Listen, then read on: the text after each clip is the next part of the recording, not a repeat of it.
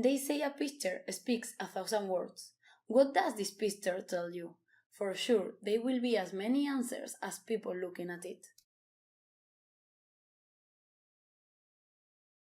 And it will probably happen the same if we try to define intelligence. What is intelligence? We can admit that there is no single definition for the term, but we should refer to one for didactic purpose, so here is the one that we propose.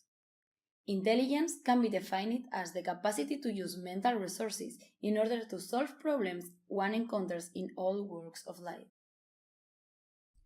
The truth about intelligence proves not to be that simple. You cannot just measure how people solve various problems, set scores for the performance, and there it is. Now you know if a person is smart or dumb according to the scores. There is much more to it. Each person has a special talent or gift, something that she or he is very good at. In this line of thinking, we find Howard Gardner with his multiple intelligences theory. According to him, there are no less than 8 or even 9 different intelligences considered to be talents a person has. This theory, combined with basic findings of psychology, enforces the idea that we like to do what we know we are good at in order to get personal satisfaction. In order to know and understand what these gifts are, we have to start somewhere. And why not start with something most of us enjoy, but few of us can master: the musical rhythm intelligence. People with this type of intelligence can hear and understand more of the tiny details of rhythm and harmony, and even can come up with their own musical compositions. You will find them among great lovers of music, musicians, or even composers. Are you a master in designing, drawing, and creating visual images? Do you have a very good orientation skills? If your answer is positive, then you probably have high visual-spatial intelligence. People such as cartographers, architects, city planners, construction engineers possess this type of intelligence. On the other hand, if you have a talent for expressing your feelings and ideas through words, you probably have a high level of verbal-linguistic intelligence. Poets, writers, novelists, journalists are some of the people that possess this type of intelligence.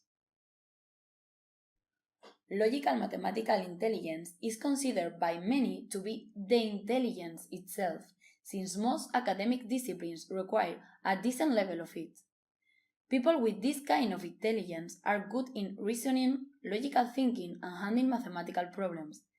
If you find yourself here, these are probably your fields of interest: science, biology, mathematics, chemistry, physics, and engineering. When you hear about dancers, athletes, stunt performers, contortionists, what do you associate them with in your mind? What type of intelligence do you think of? Indeed, it is bodily kinesthetic intelligence. They are people who can perform complex movement of limbs, torso, body, and head. While you are counting the step when dancing in the club, they are in the middle of a circle, making movement that you can only dream of. Everyone knows the typical charismatic person, the one that everybody likes, surrounded by friends, popular, with a special skill to get on well with the others. These are people who have interpersonal intelligence. In other words, they have the ability to organize people, group activities, and to understand the others. They are your natural born leaders. They sense the emotional climate of situations. They see inside the souls of the others. They know what to say, when to say it, how and when to act. They are accomplished leaders, political and social activists, and PR representatives. What do you think this intelligence is about? If words like thinking, meditation, self-control are crossing your mind, then you are right. Intrapersonal intelligence is connected with a high ability to understand one's own feelings. They own the skill to study, understand, and control themselves.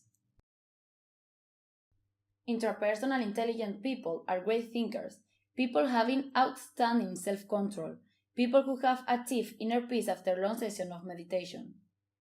Dalai Lama, Gandhi, or Mother Teresa are some of the samples that we can find here. As a youth worker, it is important to observe the young and their interests and/or preferences. They usually indicate the type of activity they prefer, and chances are they will be good at it, or at least better at it than others they would rather avoid or even dislike. The more information you have on the youth you work with, the better. When managing a group, make sure the people who are supposed to work together thoroughly complement each other. It will help you a lot in achieving your goals.